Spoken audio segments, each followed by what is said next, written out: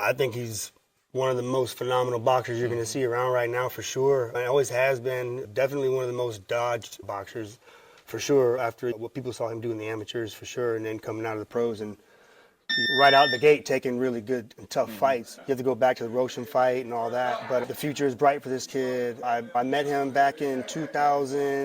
He was 16 years old at the time when Burt Wells was training him, and I was an amateur out of Doraville, and then when I was done boxing, I was a trainer. And Burt said, hey, man, I got this young kid, needs some pad work, and that's what I like to do. I love to do the pads and get guys ready for fights, and the styles just work together. And I was training Holyfield's kid as well, and Elijah became my main boxer, and we just hit it off right off the bat. It was just his parents and I have a great relationship, his family. They've always treated me like a son, really, like they've known me since I was 16 years old, and I'm a 45-year-old man now.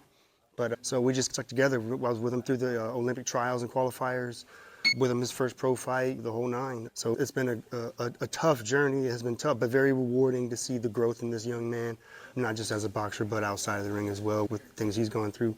And there's no excuses. Everybody goes through tough times, but some people don't really come out of them on top. And he's really making sure that he's taking care of his daughter, and he's going to come out victorious no matter what. He's a very dedicated boxer, same as a dad. He puts a lot of work in everything he does. So I think he's going to be, in 2025, I think he's going to definitely be a boxer that they're going to have to keep their eyes on, for sure.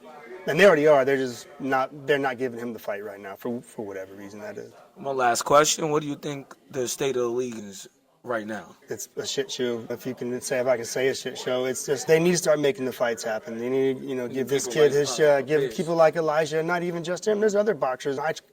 I can't name drop. I don't know everybody's names. I call everybody champ, so I have one name to remember. But it's not just him. There's a lot of guys that we want to see fight, and I think that boxing, yeah, correct. Back when it was Tuesday night fights, Thursday night fights, Friday night fights, Saturday night fights with Teddy Atlas on there, those were the fights that people were watching happen. Man, those are great fights, and they were making them happen. And they need to go back to quit talking on social media and building followers. And who cares, man? At the end of the day, it's a boxing match. Just put him and the other guys in there and see who comes out on top. That's what I would like to see. Do you have any closing statements? Just God is good, man, and he's been a blessing to us, especially to this young man, and keeping him healthy. I do love the sport of boxing, and nothing what I just said wasn't just the sport. I love it, and I want to continue to love it, and I want people to love it for what it really is, not a show. It's a sport, man, and it's a tough sport. I'm on Instagram at the Georgia Working Dog Rescue.